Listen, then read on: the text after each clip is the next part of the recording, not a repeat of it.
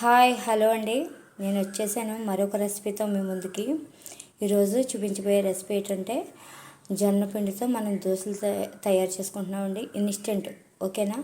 జొన్న దోశలు అన్నమాట. నేను చాలామందికి డయాబెటిక్ పేషెంట్లకి చెప్తూ ఉంటాను, జొన్న రొట్టెలు, సజ్జ రొట్టెలు, రాగి రొట్టెలు చాలా హెల్త్కి మంచిది, చాలా గోధుమ పిండి కన్నా ఇవి చాలా మంచిది తినండి అని చెప్తూ ఉంటాను. కానీ ఎవరికి తయారు చేసుకోవడం రాక జొన్న రొట్టెల జోలికి వెళ్ళరండి. ఇప్పుడు ఈజీ వేలో మనం లంచ్లో కానీ, డిన్నర్లో కానీ, బ్రేక్ఫాస్ట్లో కానీ ఎలాగైనా తినొచ్చు. సింపుల్గా జొన్న దోశలు ఎలా చేసుకోవాలో చూపిస్తానండి. దీనికి కావాల్సిన పదార్థాలు ఏంటంటే ఆనియన్స్, మీకు ఎంత ఇష్టం అయితే అన్నీ వేసుకోండి, ఓకేనా?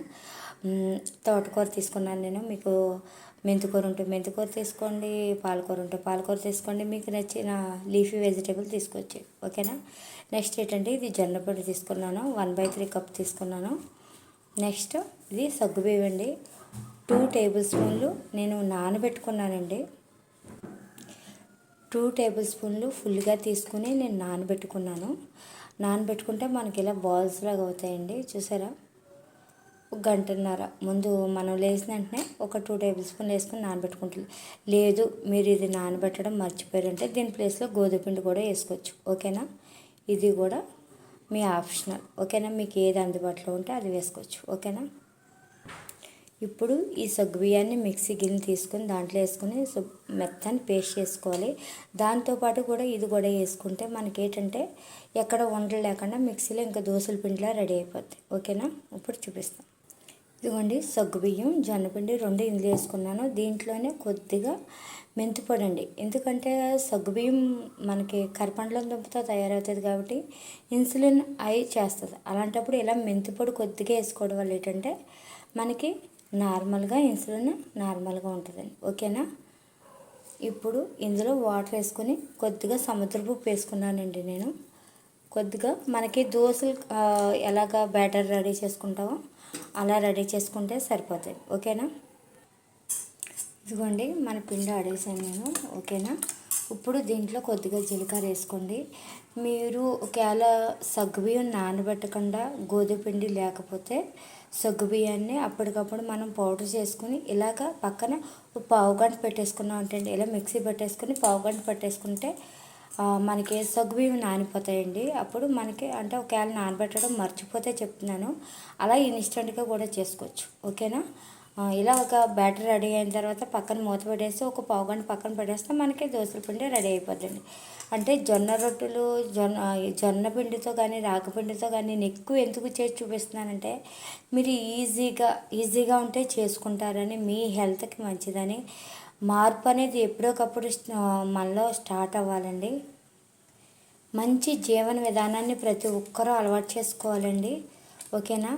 మీరు తినండి, జంక్ తినండి, తినొద్దని నేను అన్నాను, కానీ 15 డేస్కి ఒకసారి చీట్ మీల్ అప్పుడు తినండి. లేకపోతే షుగర్ పేషెంట్లు అయితే 15 రోజులకు ఒకసారి అలాగ తింటూ ఎంజాయ్ చేయొచ్చు. ఎప్పుడు కూడా కడుపు నిండా మనం జంక్ ఫుడ్ తినకూడదండి, అది టేస్ట్ చూడడానికి తినాలి. ఈ ఫుడ్ మాత్రం హెల్తీ వేలో మన కడుపు నిండడానికి తినాలండి, ఓకేనా? ఇప్పుడు మనం స్టవ్ మీద ప్యానం పెట్టుకుని దోశ వేసేసుకుందాం. ఇదిగోండి ప్యానం పెట్టుకుని కొద్దిగా ఆయిల్ వేసాను. మీరు ఒకటే ప్లెయిన్ దోశ వేసి చూపిస్తానండి, మిగిలిన దాంట్లో ఆకుకూర వేస్తానండి, ఓకేనా?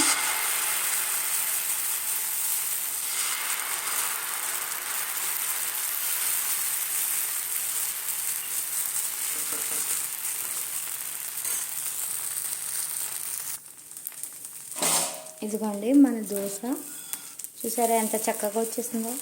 మీరు అస్సలు ఏం భయపడవలసిన పని ఉండదండి, ఓకేనా? ఇది ప్లెయిన్ దోశ. లేదు ఆకుకూర కూడా వేసుకుని మనం జొన్న రొట్టెలాగే మనం చేసేసుకోవచ్చు. చక్కగా హెల్తీ వేలో మనం చక్కగా జొన్న రొట్టెలు ఇలా జొన్న దోశల కింద తినచ్చు. దీన్నే లంచ్లో మీరు వేసుకోవడం రొట్టెలు చేయడం రాకపోతే ఇలా అట్లా వేసుకొని కూర నంచుకుని కూడా తినచ్చండి, ఓకేనా? డిన్నర్ రెసిపీ కింద, బ్రేక్ఫాస్ట్ రెసిపీ కింద మీకు ఎలా నచ్చితే అలా తీసుకోవచ్చండి, ఓకేనా? నేను ఫస్ట్ ఆయిల్ వేస్తానండి, అంటే కొంచెం స్టవ్ అంటుకుంటుందని. నెక్స్ట్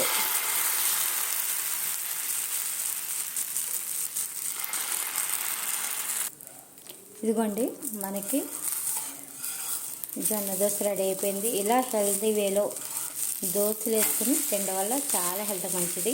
నేను ఫస్ట్ చిన్నది దోశ వేసాను, దాంట్లో ఆయిల్ వేసాను, కానీ దీంట్లో చుక్క ఆయిల్ కూడా వేయలేదండి. ఓకేనా, అయినా కూడా అట్లు ఎంత పర్ఫెక్ట్గా వస్తున్నాయో చూసారా దోశలు.